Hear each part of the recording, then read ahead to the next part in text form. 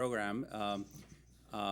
Today we will give a presentation regarding the services and of the different cores by the Shock Center, and we will also have a brief reception, and please stay essentially to celebrate the renewal of the Shock Center that has been in place for several years.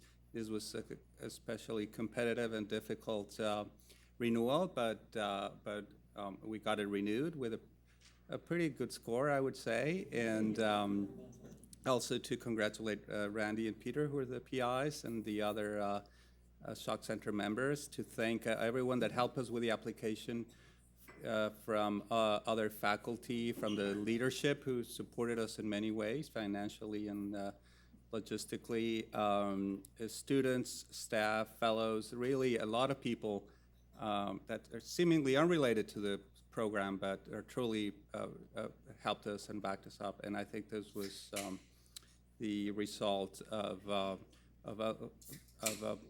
many people from different places coming together and helping us. We're also going to celebrate getting a Pepper Center, which is a clinically oriented center, also from NIA. And Dr. Strong is going to talk more about how these two centers mesh together, along with the other programs in aging geriatrics here at the university. So, Randy, please start. Thank you.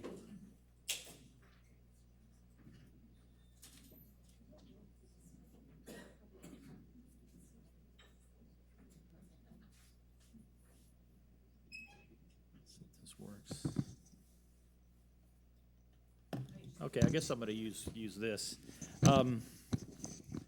And let's see, I guess we have to use this button.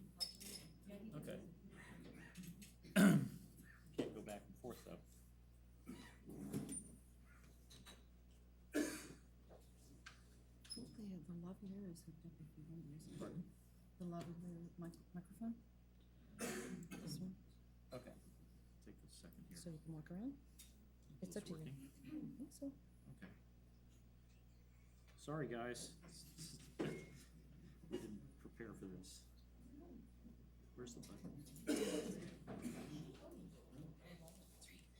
Okay, well. Right here. This one. Here you go. Dr. Strong. Oh, okay. Does it work now?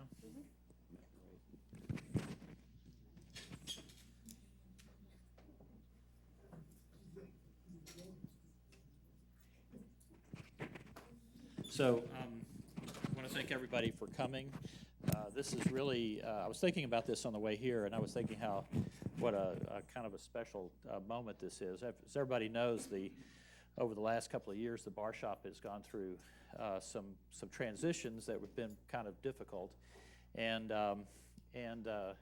so this is basically our first excuse for celebrating getting back on track. So in the last few months, we've not only got the intervention testing program renewed, but also the Nathan Shock Center, which is it's not official yet, but we do have a budget that we've been told we're going to get, and we got a perfect score, so it's going to be kind of hard. And it was especially sweet to get that Nathan Shock Center, because if you remember, there was a newspaper article that predicted the demise of the Barshop, and so we managed to not only get what looks like a renewable score, but the best score. We competed against all these people and did really well. So so I'll briefly tell you about the administrative program enrichment core. These are the leaders. These are the essential personnel in this core: myself, Peter Hornsby, John Gelfond, and Paul Hasty. And the specific aims of this program are to provide administrative, budgetary, regulatory management support for the center, to foster an environment that stimulates collaboration and promotes research career development, and to promote interactions with other institutions and with other Nathan Schock centers. And finally, to provide biostatistical support for center members and to provide data management and project tracking for each of the resource cores.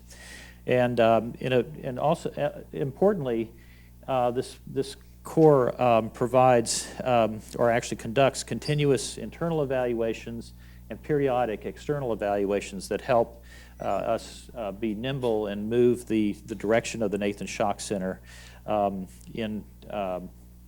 needed. So these are the cores. Actually, this is the wrong slide, but I'm going to have to make do with it anyway. So these are the cores, and they include the Administrative and Program Enrichment Core. And the Administrative and Program Enrichment Core is informed by three committees. One, an external review committee, one an institutional advisory committee, and finally the executive committee, which is made up of myself, Peter Hornsby, and the leaders of the different research cores. And these cores include the Research Development Core, the Aging Animal Models and Longevity Assessment Core, the Health Span and Functional Assessment Core, Pathology Core, and the Bioanalytical Pharmacology and Drug Evaluation Core. So this is a conceptual model for how this works. The Administrative and Program Enrichment Core is involved in all three phases of usage by users of these cores. In the planning phase, the executive committee meets with the individuals who want to use the cores, and particularly if they don't have experience with aging research, they provide information, not only information from the individuals in the executive committee, but also information from people outside the center who may have specialized information to impart. Among the things that I think are really important also is that in the beginning, during the planning phase, the statistics through Jonathan Gelfond, the statistical analyses, and the the experimental design are discussed with the individuals to make sure that they get the most out of the data that comes through the experimentation phase. And then during the experimentation phase, the administrative core provides data management and project management services. And at the end, when all the data is collected, the administrative core provides the statistical analysis of the data, and then also helps in writing grant applications and in writing papers that result from these studies. So, so two of the specific aims are to foster an environment that stimulates collaborative efforts, promotes research career development, promotes interactions in aging research with other institutions and with the Nathan Schock Center. And we do this through three mechanisms. One is through the weekly seminar series. The other is through the Nathan Schock Symposia. These are held in Bandera, Texas at the Mayan Ranch, and they're very popular with people around the country, and almost everybody I know in the aging field has actually been to Bandera at one time or another. These are the topics from the last 5 years of the Nathan Schock Symposia, and this year's is going to be, which is in October, by the way, is on metabolism and aging from molecular physiology to systems biology. There's also a student research symposium. This is unique because it's organized by the students in the aging program themselves, and this consists of the program consists of inviting experts who have made significant contributions to the aging field. And in the last 3 years, we've had 3 Nobel laureates who have interacted with the students in day-long different venues, including a poster session, giving talks, and then having meals and talking to the invitees. And the last 2 specific aims are to provide biostatistical support to the center members and to provide data management and project tracking for each of the research cores, and also to conduct continuous evaluations of the center. And so Jonathan Gelfond is going to talk about that part of the program.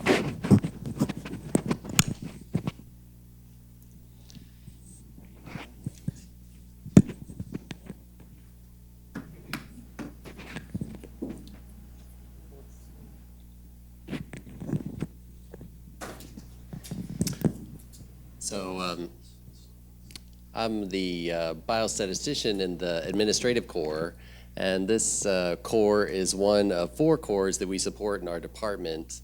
The other 3 cores are the CTSA, the Clinical Translational Science Award core, the CTRC, that's the Cancer Center P30, and the last one would be the new Pepper Center core. But one of the themes throughout all those cores is that we're doing a Lean Six Sigma overhaul. And going to see a show of hands how many people have heard of Lean Six Sigma.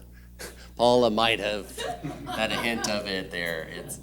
And the way I describe it is trying to bring like evidence-based logistics or business practices into cores so that we can get accountability and efficiency while listening to the voice of the customer, which is in the case of a core, your customers are your collaborators. And it's sort of an awkward language to use. Sometimes you think, oh, we're buddies, we're not customer clients. I don't work for you, we work with you, you know? But it's just a different way of thinking about how cores are operated. And we've definitely taken that into heart, and part of it was funded by the CTSA specifically to bring a consultant into our department and into the university. And this is also part of the Pepper Center, to bring a consultant in to help define, measure, analyze, improve, and control core processes. And the first part of that process is, how do we initiate a collaboration? So how do we initiate collaborations in the past? And by the past, I mean so long ago, like late 2014. You'd get an email from someone. Now we've kind of automated that process to a degree, in that we have built a REDCap request form. And what does this do? It asks for the requesting PI, who are we working with, what kind of project is it? Is it a study design project, or is it a data analysis project for pre-existing data? And what's the funding source? And for us, the funding source would be the Barshop, right? And with the potential that we would track the hours of the resource expenditures. And the idea of Lean Six Sigma is we don't waste those resources, and we get you the results as quickly as possible. And the last part, speaking of quickly as possible, that we need when we're consulting is the deadline. And so those elements are all recorded in an automated system. And we've been running this for 6 months now.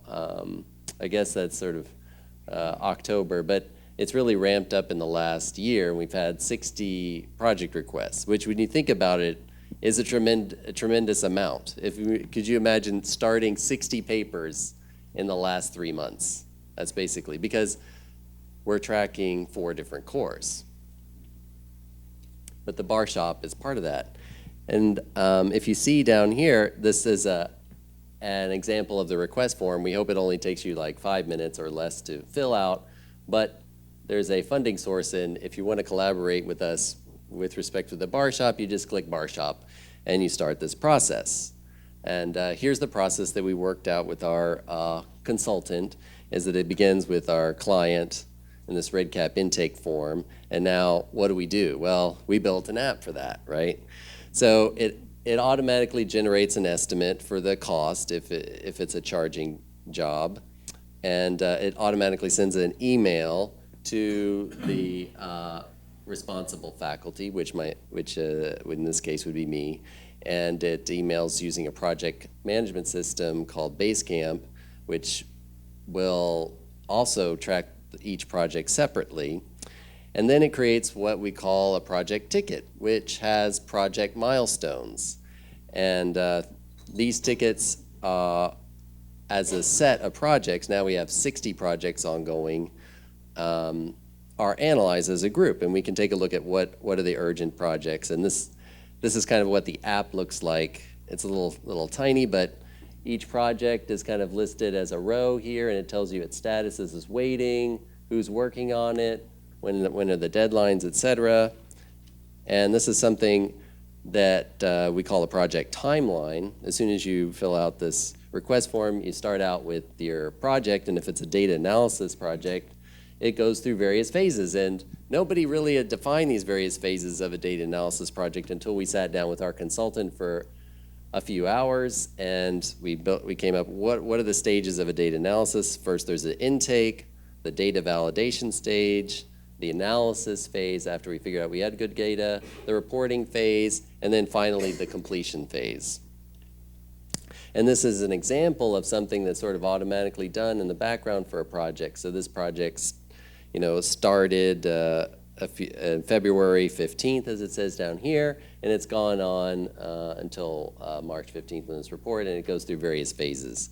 And what Lean Six Sigma is trying to do is to identify the project characteristics that most efficiently go from the intake phase to the completion phase. But what do we want out of it? Well, you could imagine that if we started 60 projects, what do we want out of it? We want 60 funded grant proposals or 60 published papers. And we want to know who worked on those papers. And this is just a graph that I did for our department that shows each of our faculty and those as a network in our collaborations for those collaborative papers shown as little nodes here, as little connections actually. And what we want to do for the Barshop is to be able to track all our collaborators in a similar way to show our research impact, not only at our institution, but at our collaborative institutions. Because at the end of the day, we have to report our productivity, and this is a system that'll help us improve our efficiency as well as help us with our reporting. Alrighty, I think that's it. And finally, after the project's completed, we have a collaborator survey. As part of Lean Six Sigma, we want to know, are we doing a good job? And so we give them the survey after the project completion. It's like, are you doing a good job? Did it take too long? How was our communication, et cetera, et cetera? And this all feeds back to a continuous improvement model. And that's it. Do you want to? The model and Shock Center and Pepper Center are going to be somewhat similar, or? Yeah, it's all the 4 cores at the institution that are supported in terms of their statistics by our department. They have the same. They use the same infrastructure, and so that's why you get a lot of synergy from those components. And the only difference is the process is the same. The only difference is if you're a CTSA project, you click CTSA, you click CTRC, et cetera. So it's all the same pipeline. It's just different individuals will work on it. Yes? So 2 questions. If one has ongoing projects with you, does this come into play? Second question is, before taking Barshop, does one have to have permission from somebody to do so? That's a great question. The ongoing projects, I'm converting them over. It's pretty easy. It takes only 5 minutes to fill out the form to move a project over, so that's pretty simple. So everything will be in the system if it's not already. And then as far as determination of the Barshop, that's a great question that we need to work out. I think I could, as the statistician for the Barshop, I can pretty much tell what should be the Barshop, but part of the tracking will be a question of review. You know, if we have a meeting of the Barshop core PIs, then we'll discuss the projects that might be questionable, and then we'll evaluate and move on from there. Alrighty. Are you ready for the next?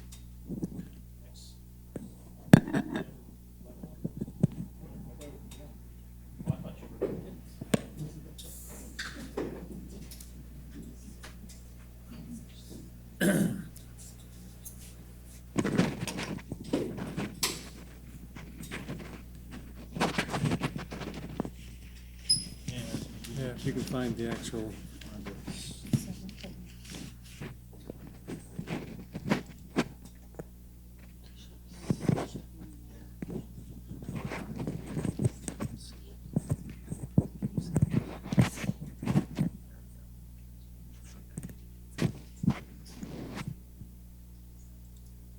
Oh, you added little icons to it. That's good. Okay, so. All right, so this is the Research Development Core. Peter Hornsby and myself are, I guess, running it. Peter is the leader. I'm the co-leader. He's out of town today, so I get to present for you. I wasn't going to go through the entire process of the grant, you know. So the basic idea of our particular research core, there's really 3 aims. One is just to provide mentorship for senior faculty helping out junior faculty trying to get interested in aging research. And another that you're probably familiar with is actually the grant seekers version, the aging grant seeking version. So if you've got a grant that you think applies to aging, that we'll get together a grant seekers program specifically for that to help out and try and fine tune the grant. What I thought I would spend more time on was the actual sort of I think the more important, or one of the important projects is actually the funding support that we provide, and basically the pilot projects. Okay, so this has changed a little bit from years past, the new grant, and so we just wanted to go over that a little bit. Basically, we hope to, and it's a little bit rough, but basically we hope to be able to fund 4 pilot projects, and as opposed to previous years, you know, we've been sort of a heavy emphasis only on new junior faculty or trying to recruit somebody into the actual field of aging, and so we're trying to do away with that. All right, so what we want is anybody is eligible to apply for a pilot grant. All right. The key step here is what we will sort of, you know, divide it sort of into 2 different categories, and that's sort of determined a bit by the executive committee as far as how we'll judge the grants. But if you're junior faculty, really it's sort of to come up with, you know, pilot data, things of that sort that would be applied for a later proposal. If you're senior faculty or, you know, more serious, we're trying to actually get something called the Transformative Award. And some of you may remember in the past 4 years we had something called the Emerging Technologies Grant Award, and this has sort of been folded into that. We think it's more evolved into a more mature form. So it doesn't have to involve technology by itself. It's something that actually is a bit risky, something you think it's going to really impact the aging research field by a lot. And then again, any faculty can actually apply to that, okay? And so we're really looking for something a bit more novel here as sort of the hope for the idea of the Transformative Award. And as I said, we already try and target a little bit to the actual junior faculty. We'll take that into account. The bit of a fuzzy area is that we're going to try and do some co-funding actually with the CTRC and the IMS as far as projects that may overlap. We've done that in the past, in which we'll try and get something like that's cancer aging related, something in that general vicinity. We'll try and split it 50-50. Now, the other thing we're trying to simplify here a little bit is rather than, say, give a really detailed budget, we're trying to make it more of a modular budget too. So you can either do like 25K or 50K, and then just give us some justification of it, some small justification, not a lot of, you know, how many pipette tips are you going to use, things of that sort, all right? And then again, just the idea of the Transformative Awards is, you know, that there's not that strange emphasis or the only emphasis in technology cores. which you might want to apply something you haven't used before, say like the bioinformatics or deep sequencing or something of that sort. Now, if you just got a great idea and you just want to develop it, hopefully you can convince everybody and we'd go forward with that. So that really is sort of what we were thinking of. We had sort of this frequently asked, or Peter came up with this list of frequently asked questions, whether it's applicable or not, of things that have sort of come up in the past. And hopefully I've sort of answered these already, but whether or not, you know, if you haven't been eligible before, are you ineligible? We've sort of changed it now. Everybody is eligible.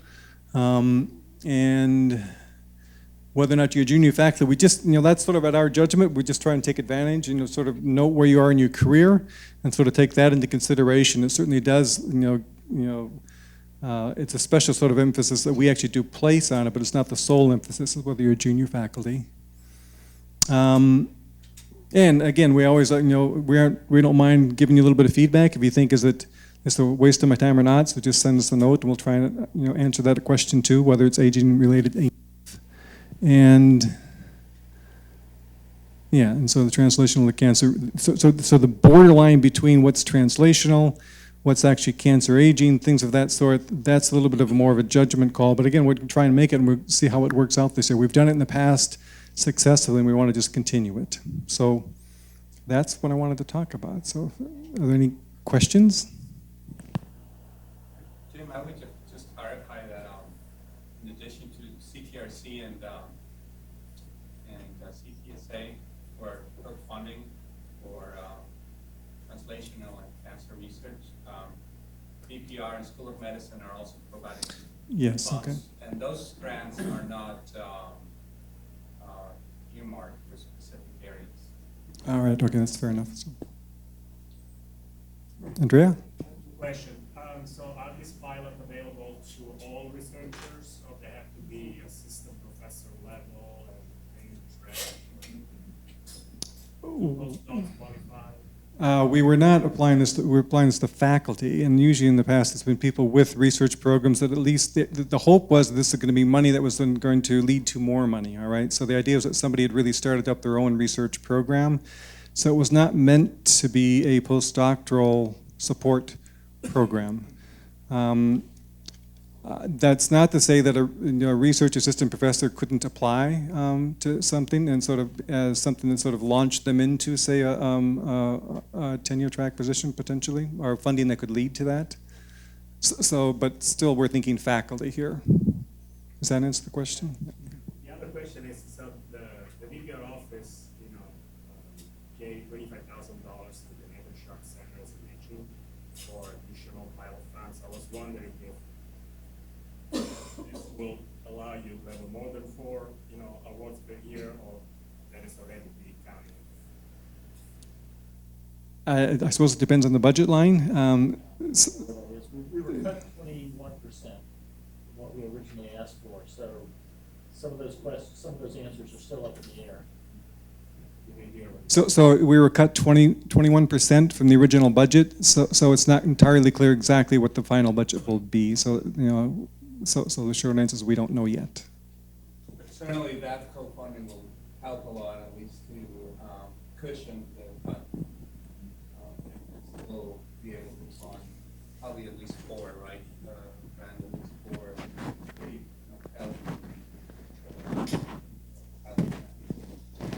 I would, since 2 people from the administration are here, I would like to thank the Speaking in the mic here. Thank you, sir.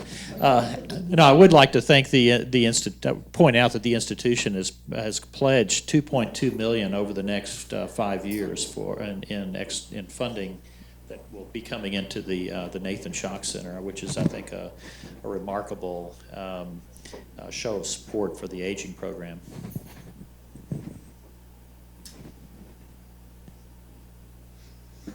Anybody else? That's it.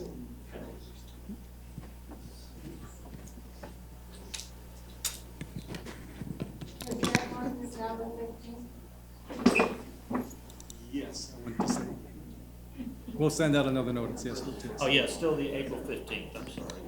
I wasn't listening. Okay. How do I answer? I think probably the best way is to use these areas.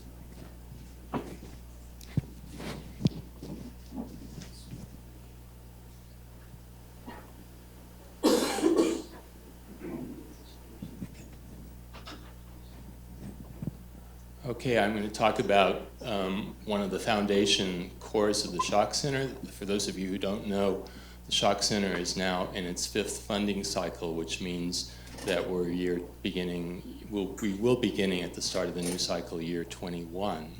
And I've been here since the beginning. The only person who has been here longer than me, I think, is, well, there are a few people here, but the one I want to give particular credit to is sitting right in the middle of the auditorium, Dr. Ed Mazzaro, who really set the standards for aging animal care throughout the aging community, and we've built our core on his shoulders. So our new title, we've gone through several iterations in the last 4 cycles. It used to just be the Aging Animal Core. Now it's the Aging Animal Models and Longevity Assessment Core. And my co-leaders are Drs. Shelley Buffenstein and Suzette Tardif, because one of the major changes we made in the core was to bring in emerging animal models of what we call exceptional gerontological interest, namely the naked mole rat and the common marmoset. So I'm going to talk about 4 areas that are important to this core. Number 1, the physical resources of the core, and the human resources, the staffing of the core, the rationale for this core, the services we provide, and the costs. And just about costs, what I want to mention is the Shock Center funding provides underwriting that enables us to provide not only the good services we provide to investigators, but also services at a cost that would be less than what they could do from their own laboratory, for example, let alone all of the expertise that our staff brings to maintaining aging animals. In terms of physical resources, we have the luxury of having a facility for the aging rodents that was designed specifically for this purpose. It's an isolated facility, occupies the first level of the 3-level Barshop Center, and has over 5,000 square feet of facilities. What you see in that plan, we won't go into the details, is in white the component of the first floor facility that's devoted to the aging mice and all of the infrastructure to support them, including offices for the staff. And what's in orange is something that'll be talked about later, which is areas that are devoted to health span measurements like behavioral measures, cognitive assessments, body composition, and so on. In terms of the emerging animal models of exceptional biogerontological interest, the naked mole rats and the common marmosets have their own facilities in the adjacent South Texas Centers for Biology and Medicine building in that basement facility. And once again, you can see in blue the areas that's devoted to the common marmoset, and in orange the areas that are devoted into the, not orange, the green areas devoted to the naked mole rat facilities. And these are extremely special housing conditions. We have, I believe, probably the only barrier maintained colony of common marmosets under Suzette Tardif's leadership, which has already been shown to enhance early adult survival. There's room for expansion of this facility. Currently has a capacity of 100 animals. And if you have any questions about this particular aspect or the naked mole rat aspect, Drs. Buffenstein and Tardif are here to answer your questions. I also want to mention, just backing up to facilities, that this facility has a number of features that are unique and especially important to aging mouse studies, which if something happens in a 5-year period of your aging mouse longevity study, like a breach of of the facility in terms of infectious pathogens or a temperature override, which has happened in my period of time as a scientist studying aging at least 3 or 4 times that I'm aware of. It just basically destroys the project, and you've lost a huge amount of effort. In designing this facility, we have a virtual second run of all of the HVAC temperature management controls, such that if not only are there generators, if there's a power shutout, but if there's a failure of one of those HVAC systems, there's a backup to take over on that. And this also got funds from the National Institute of Aging. A special grant enabled us to build the facility to the level that it currently operates. Our human resources consists of 5 staff. There is an open position now if any of you want to apply. Vivian Diaz has been heading up this facility for the last probably 15 years. I guess she came in originally as a research technician, but she rapidly, we saw her talents, and for those of you, I think many of you have interacted with her, she's absolutely central to the success of our animal corps. Vicky DeLeon is her right-hand person, and then we have Elizabeth and Corey as staff members who happen at this very moment in time to be monitoring their twice daily assessment of the aging animals for morbidity and mortality, which is done 7 days a week, 365 days a year. Of course, that's essential if you're doing longevity and morbidity determinations, when they die and when they get sick.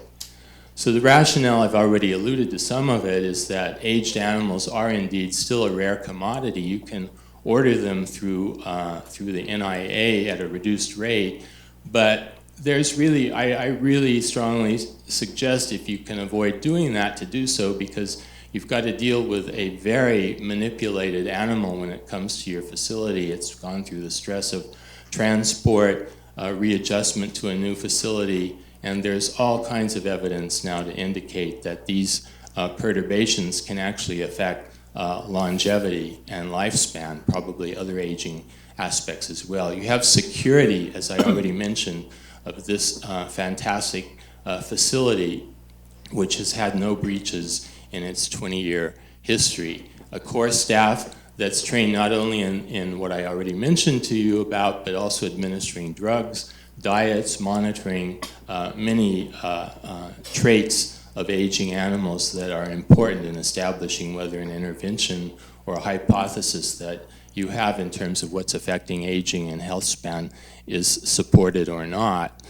We also have a data management and database entry program that was developed through John Gelfan's group in the Biostatistics and Epidemiology department, and it's maintained by him and them.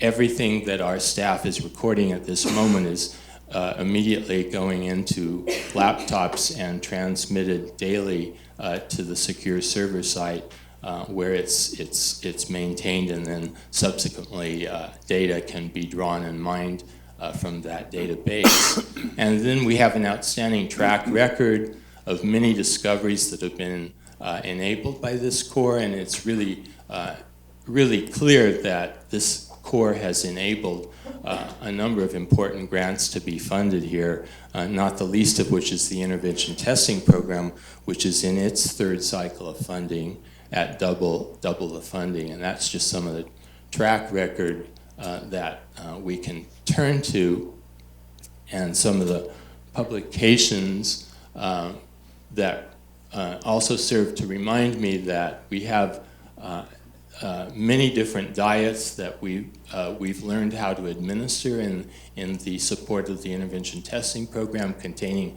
many different drugs. We also have high-fat diets for models of Western obesity. We have many genetic modifications that have been tested in terms of transgenics and knockouts, and also the beginnings of this core rests on, as I mentioned already, Dr. Mazero's fundamental work on calorie restriction that we've carried forward and made some interesting discoveries through that as well. So this just summarizes the core services. We also breed up animals. Many times investigators have a new model, genetic model that they get a couple of breeding pairs, and we're adept at doing the breeding, monitoring that, and keeping track of all the pedigrees, all of the lineages from that breeding. Of course, I already mentioned the lifespan studies that we do. The data collection, in addition to morbidity and mortality, that our staff are trained to do, includes body weight, food consumption assessment, microchipping all the animals so they have a permanent identification, as well as a ear punch as just a backup for that, body composition using MRI, tail bleeds, and many other things listed there. I would also mention that you can refer to the recently revised and upgraded website for the Nathan Schock Center, which enumerates all of these services as well. As I mentioned already, the research colonies of naked mole rats and common marmosets is a new addition to this core. These colonies have been here for the last 5 years or more, and we already have a track record through Doctors Buffenstein and Tardif in providing assistance with people who want to collaborate using these animal models in terms of preservation of tissues and cell samples from these species, as well as our rodent models. And then finally, we have a body of expertise which can be used in writing your grant applications and designing your experiments in conducting aging studies. You'll find this on the website. It lists the costs, and I would mention that we have significantly modified this to make it more rational and more specific to your uses. So in the past we had a one price fits all charge, and now we've modified it by really establishing the amount of time that's spent doing these various aspects. And you can see at the top a 1 week of daily inspection for 40 cages of animals, which would be the number of cages that would be required to do a longevity assessment on a genetically or pharmacologically modified study, males and females, $42 per week over and above the per diem that the LAR charges, which comes to about, for a longevity study, I'd estimate it comes to about 25% additional charge to do a simple longevity study. So you can look at this later. It's on the website. And I think that concludes, my talk. I just had a few backups here showing some of the interesting discoveries that have come out of this core. And then one final thing is that our staff are integrated with the pathology core and the health span core in terms of transferring the animals to those particular services, which will be talked about shortly. And any questions, I'll be happy to answer.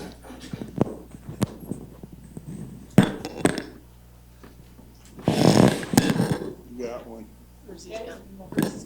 Yes. So, I can understand that you can buy mice and then put them there and you guys will do all the aging and everything, but you don't have a colony that's, you can sort of mine for aged mice. Or, Yeah, we don't have a colony for that. It's just it's just cost prohibitive because we never know who's going to need them, and that would be ideal, but we just can't do that. What we do have is, if you contact us and say I'm looking for a tissue, for example. This just happened recently. Some people from outside were looking for tissues to study autophagy in an obese aging model. And fortunately, Adam has collected tissues and has them stored, so we can connect you with people here who have aging tissues and aging models. Any other questions?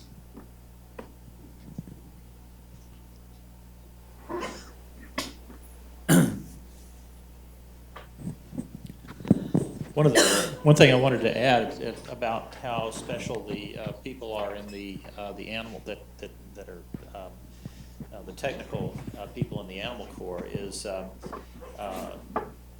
that Vivian Diaz was actually at one point flown over to was it Cologne, Germany, to set up their aging animal program for the Max Planck Institute. So we really have some very special people, some really special resources here. Let's see.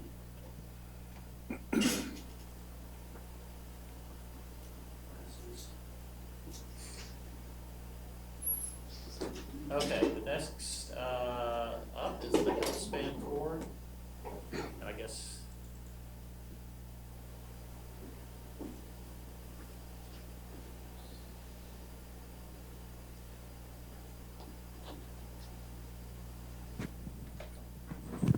Thanks, Randy. I think I can use this one or this one. So one of the introductory slides from Randy, he showed this flow of ideas, and the concept behind our shock center is that it's a one-stop shop. You have a model that you want to evaluate for aging or aging-sensitive traits, and we are one of the few places where several aspects of aging can be assessed simultaneously, and by that I refer lifespan, but also how aging affects function and pathology, and lastly the pharmacology core, which is a new core in identifying but also evaluating pharmacological agents to probe aging. So you probably saw in one of the previous meetings in Bandera is the question about using functional assessments to probe aging, because classically lifespan has been utilized as the key output measure of aging, but certainly there are other very important parameters, and function is one of them. And this core has evolved over time, and now has been incorporated in such a way that I think it really you can evaluate almost all organs and systems, probably not all of them, but most of them, and how aging affects them, and whether you have a specific model or an intervention that you would like to evaluate. The core is composed of Veronica Galban, Elizabeth Fernandez, who focus on brain functions. I focus more on metabolic and skeletal muscle and exercise physiology. In addition, there are other faculty members that provide their expertise, such as Dr. Tardif, because we also do function assessment of marmosets, as well as naked mole rats, and Dr. Boffenstein in her laboratory. And then lastly, so the case in most instances, the experiments are done by our outstanding staff. This is just really a laundry list of assays that I tend to group. One is brain functions. The second is effects on metabolism, the skeletal system, and cardiovascular, and lastly, a more tissue-specific assessment. Through other colleagues, we could also have the ability of evaluate things such as immune status. Why metabolism? It's widely known that aging affects our metabolic rates, and that impinges on certain diseases such as obesity, diabetes, etc. And so how can you assess metabolic rate in an animal? There are different ways, but the one that is most widely used is through respirometry. There are certain limitations to the use of respirometry, but in general, I think it's a widely used method in which you have metabolic cages and you have sensors for oxygen and CO2. You can also have sensors for activity and food consumption, water consumption, and also the amount of urine that is produced, et cetera, depending on how sophisticated the metabolic cages are. But with this, you can evaluate oxygen consumption rate, which is a measure of mitochondrial function, primarily in lean tissues such as muscle.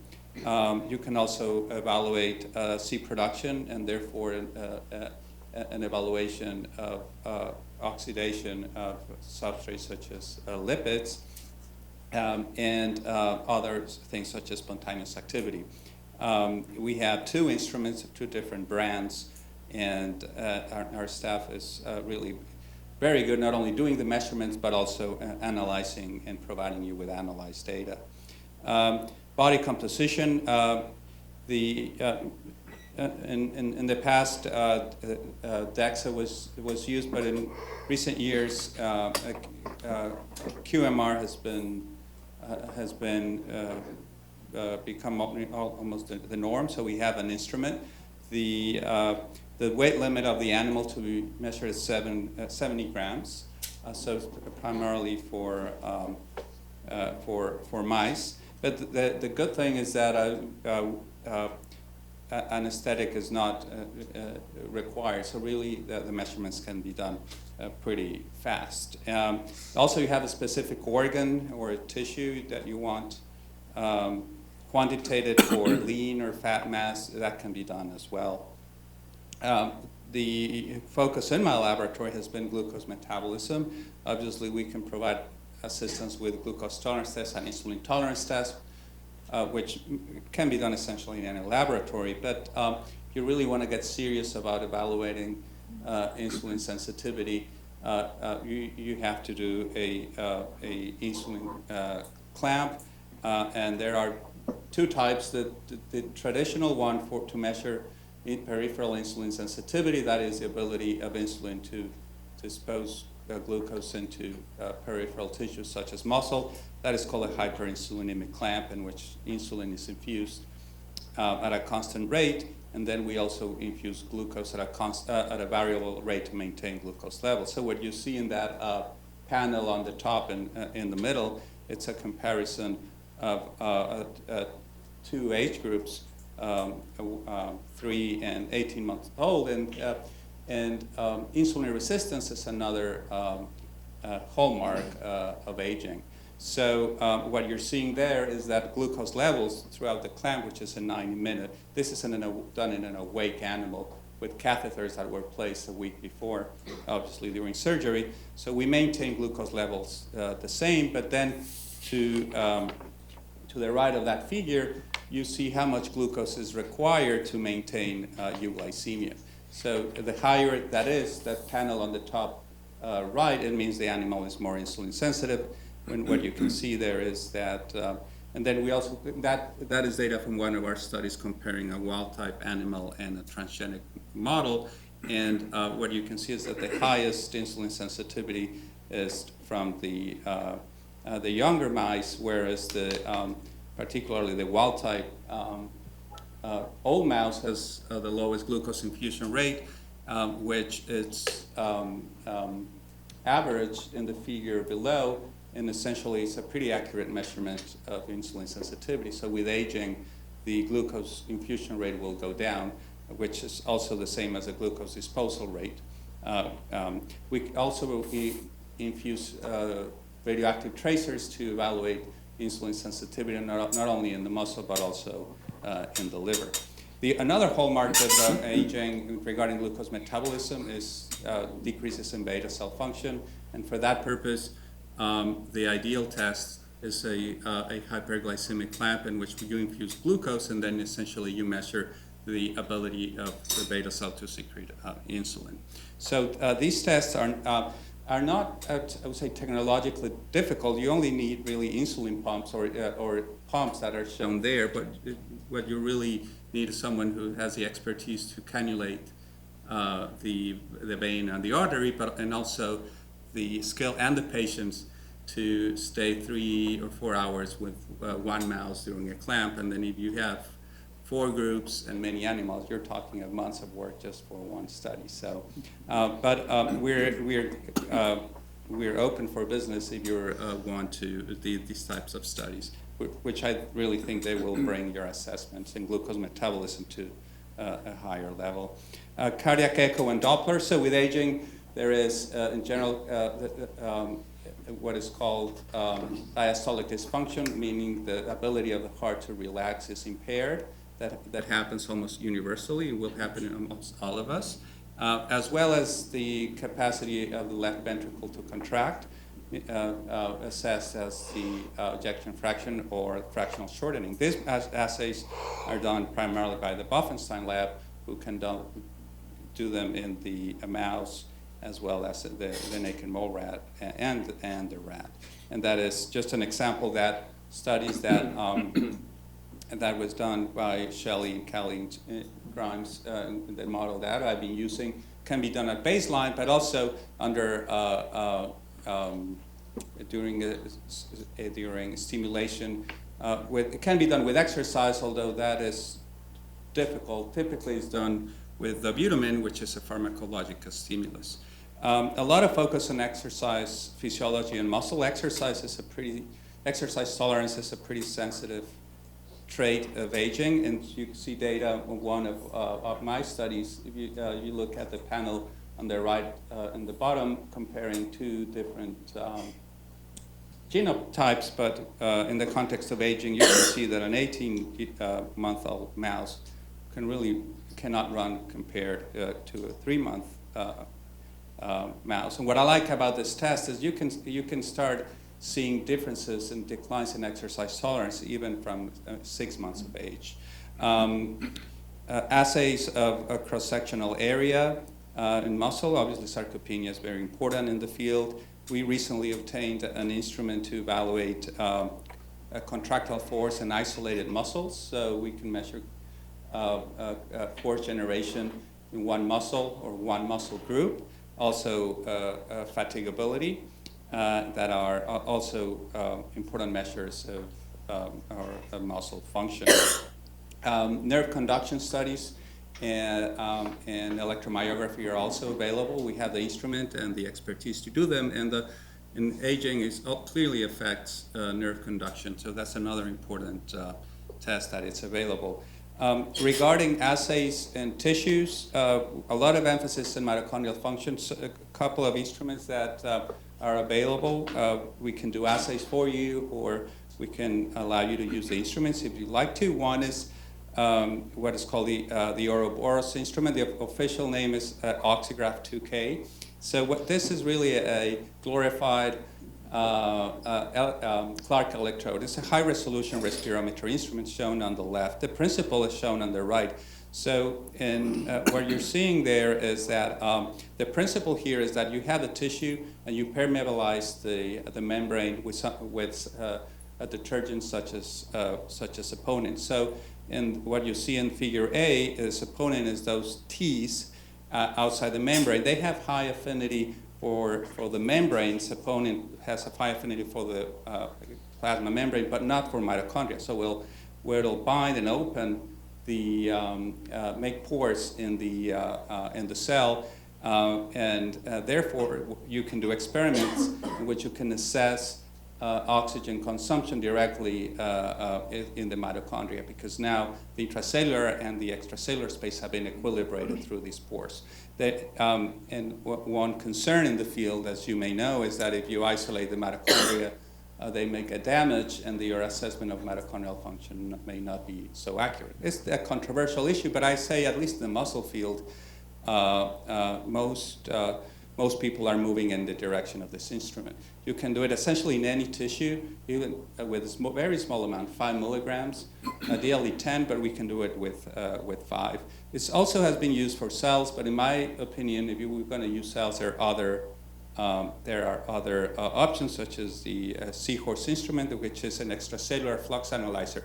Essentially, this is an instrument that has the ability of measure oxygen and protons with a very high resolution in the extracellular matrix.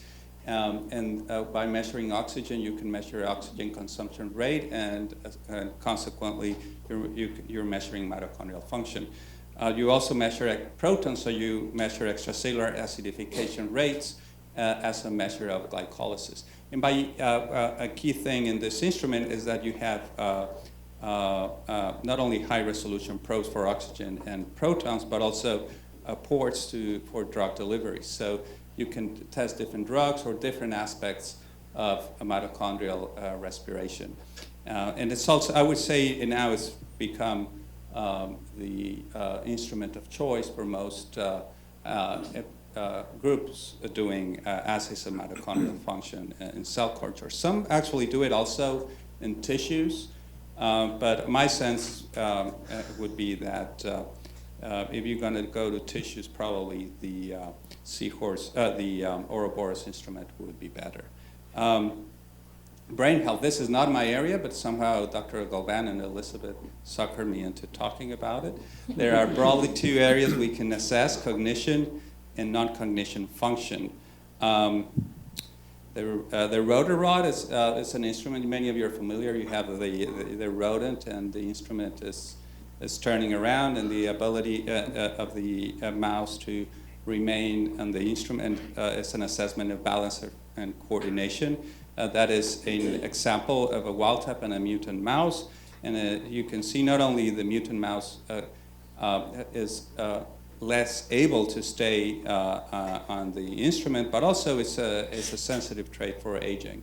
So the latency period is lower in the old mouse. The more is water maze, essentially learning, the animals have to learn how to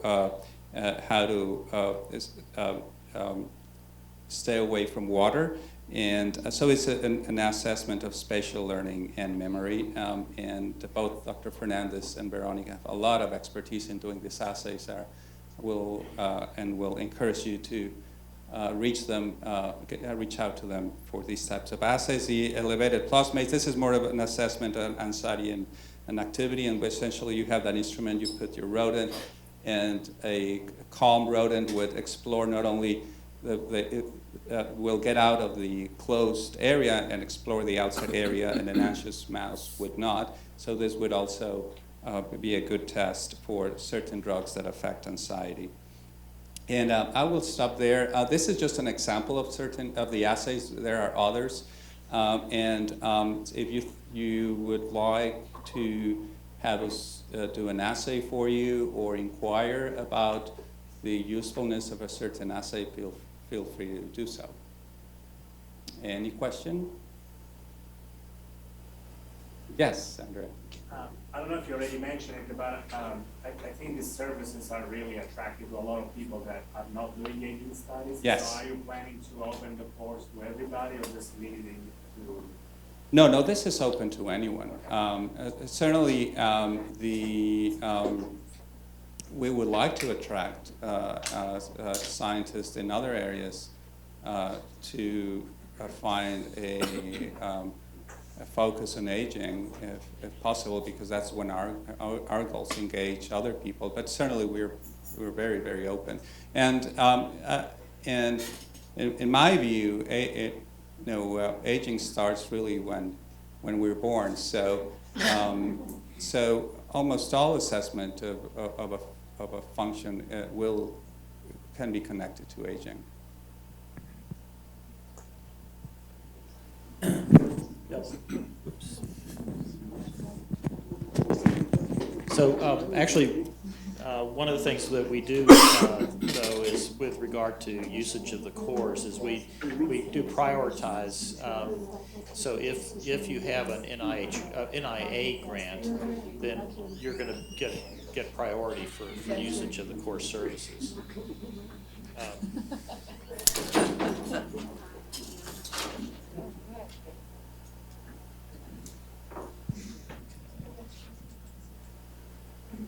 Next is the pathology core. And Gene Hubbard is going to present. Oh, I'm sorry, the advance is arrows up, down, or maybe left and right.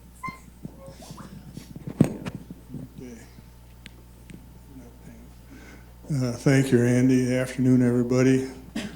I was glad to see Ed Mazurel wander in here. I started back, I think, '89 when he was a proponent of pathology, and my job was to help out these fledgling MD, PhD pathologists from Japan to stabilize the data from the rat and mouse studies. So I'd come over a couple of days a week and do that. And Dr. Kino, who is now the core leader, was one of those fellows that stayed on. It says here I'm the co-leader, but I'm mainly the helper. Dr. Kino runs things, and I was brought on board to read slides and manage the histology lab. See if this works. The rationale for pathology hasn't changed much in probably 30-some years, and it still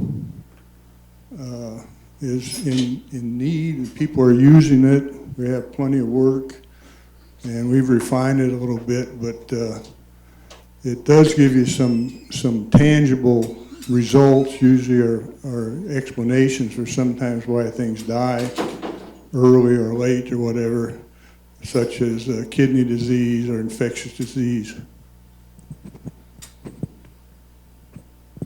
This is Dr. Kino's lab staff. Lisa Flores is the one that manages the lab for her. She's a very capable gal, and she actually controls the floodgates on the data, that the slides and the specimens that get through the lab and which order that happens. So very good group. And this is the histology crew. Colton Allen, he's a biology graduate from Schreiner, and he passed his histotechnologist exams last year, so he's a very capable young man. Marie Silver, she's been at this game for 30-some years. She's working as a contract, and she trained Colton actually, but her specialty now is cutting frozen brain sections. And we can bring her in if we have special stain needs or something like that. These are projects, a partial list usually says of projects that we work with, individuals. These institutions are national and international actually, so it's pretty amazing the reach that little lab has. Here's some current publications, relatively current. And we have a kind of a standard flow. Some of the studies like the caloric restriction non-human primate, these are ongoing studies, and we get a publication every once in a while out of those. So it's a viable core. And this is just some segments of the core. We also do incidental diagnosis and things with people that are not necessarily direct aging, but we can help them out. So that's about it. Anybody have any questions or anything?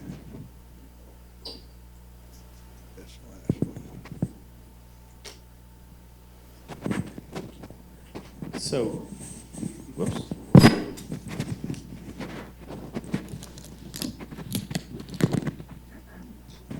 So are the services that are provided by this, by your core used exclusively by aging people in the field of aging, or are they useful to other people who? Other people use them too. Other people use them too, the emphasis on aging, but if we have a animal that dies or something like that, we're glad to give you a diagnosis and work with you. Do we have, oh, sorry. I know the school also have a pathology core. You're a different entity, right? Or the same? Could you repeat that, please? Here also have a pathology core. I'm just questioning, is your core is different from? We're separate from them, yeah. Okay. Although we do work with them occasionally.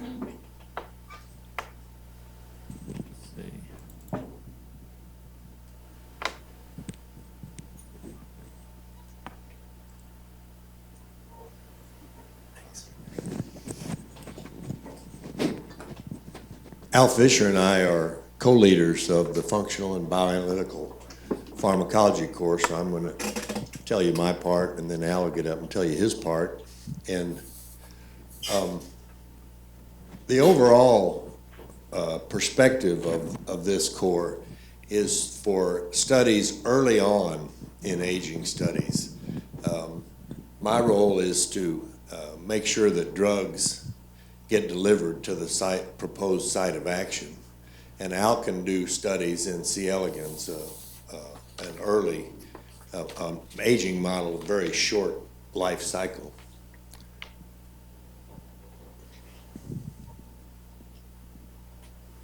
So the rationale for the lab is that aging intervention studies have blossomed.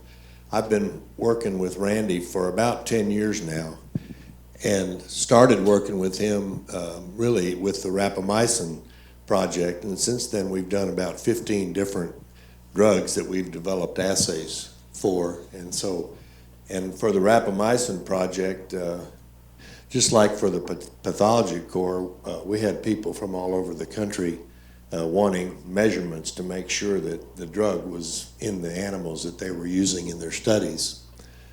So the studies are innovative and timely, and what we provide is pharmacological expertise.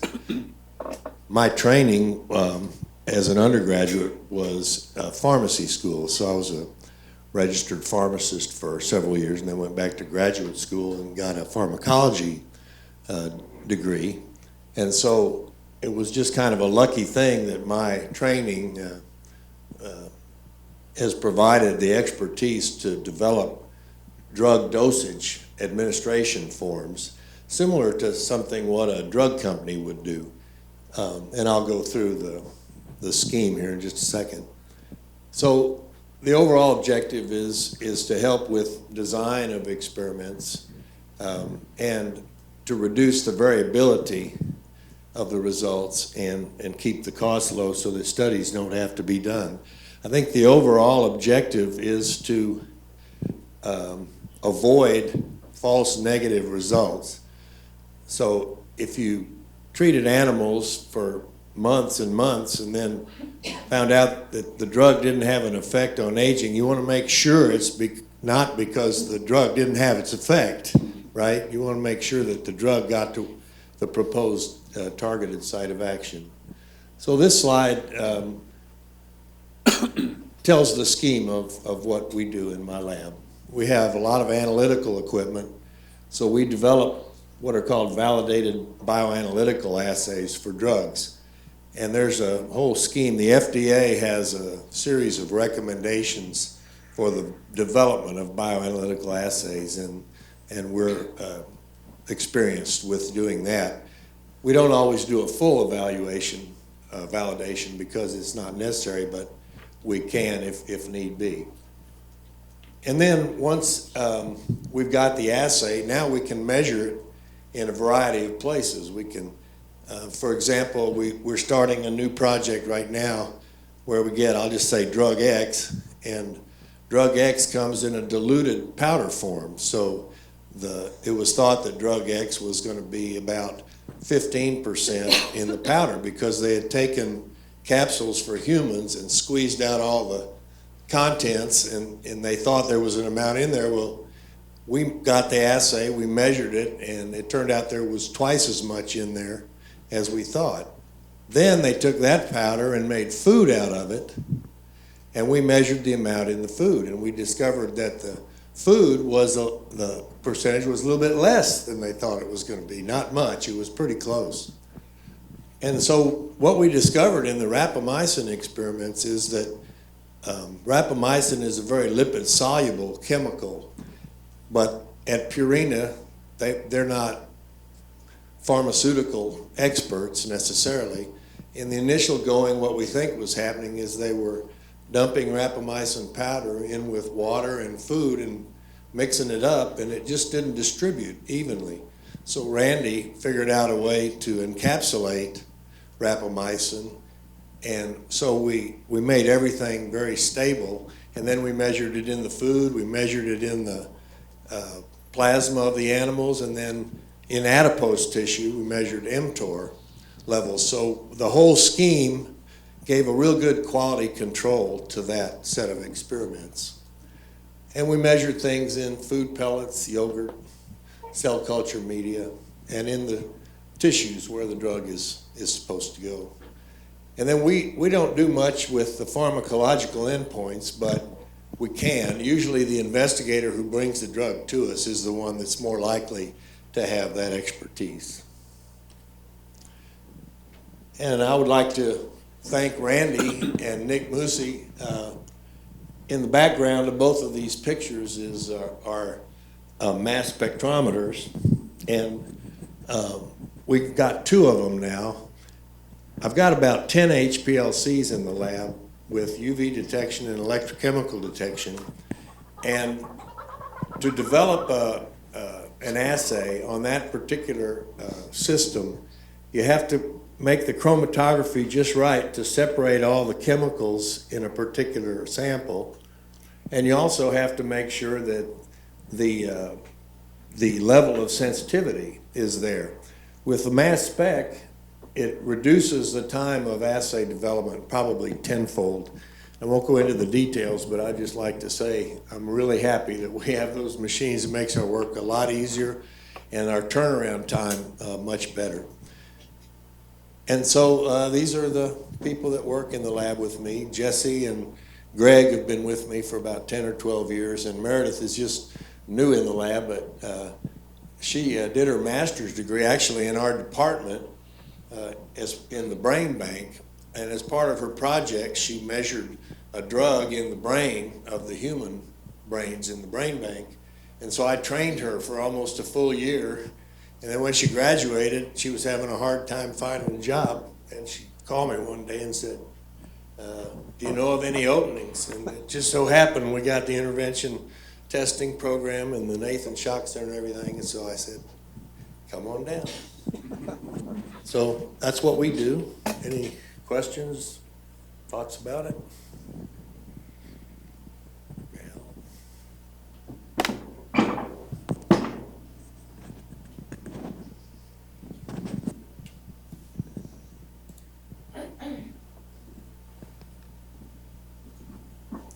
Sorry. Maybe I didn't have the wrong. Nope. Must be this one. There we go. Yep. Okay. Yep, I've got it. So I'm Paul Fisher. I run the C. elegans part of the bioanalytical pharmacology core. And primarily what we do is use C. elegans as kind of a model of aging as a way of testing drugs that are either early stage or, interestingly, the other drug that we're studying right now is actually one that's gone all the way through the ITP and been published, and now we're starting studies with that to try to investigate the mechanism. So what's the rationale? Worms are an excellent system for pilot studies because they're inexpensive to use. They have a short lifespan, they're small size, they have a low cost. It's very easy for us to do a number of studies in the laboratory that would end up being very expensive to try to do with using mice as your primary model.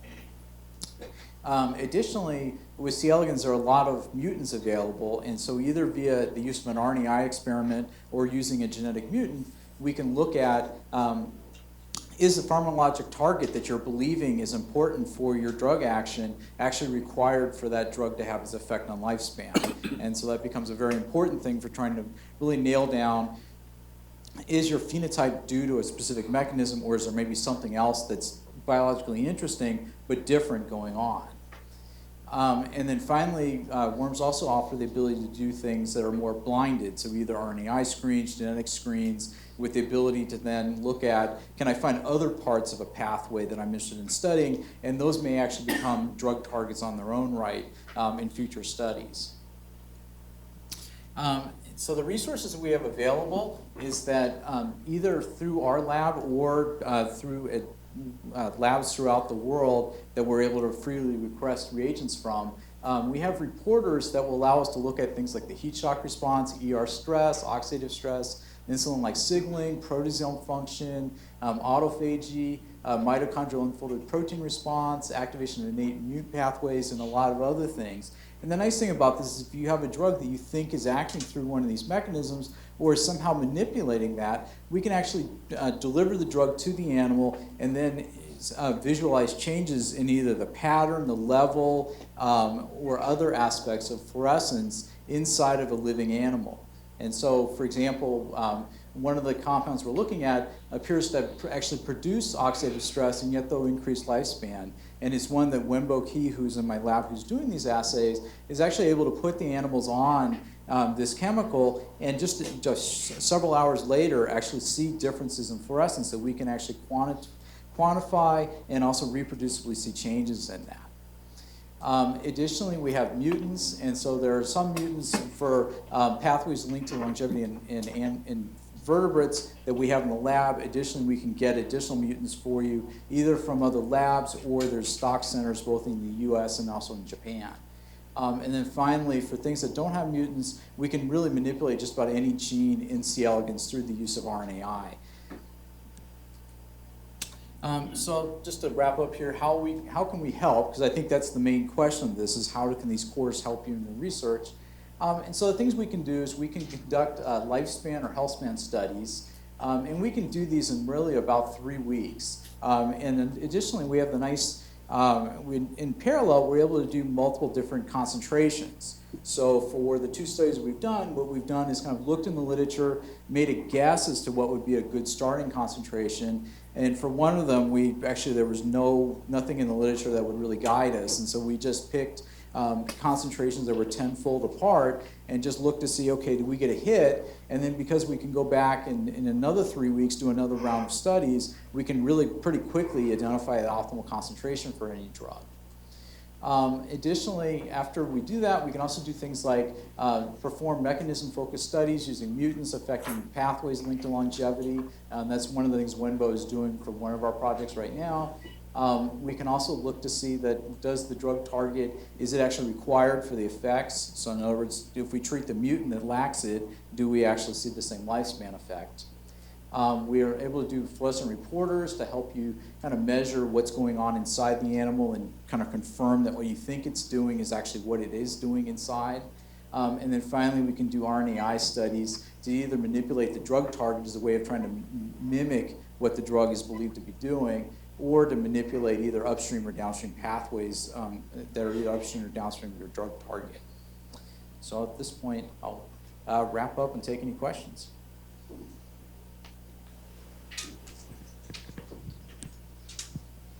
Al? Yes? Can you look at microRNAs? Can we look at them? Yeah, Yeah. Definitely. Yep.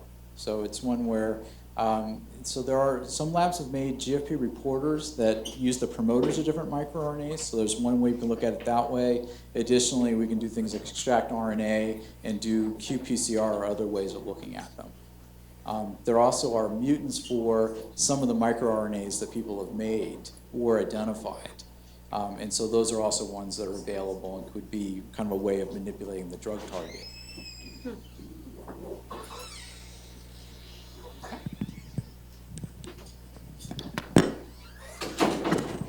Okay, so I want to thank everybody for coming. I hope this was informative to you. And now you can help us celebrate. We've got beer, wine, food right outside the door here. So have fun. Also, to housekeeping note, we have some flyers we'll be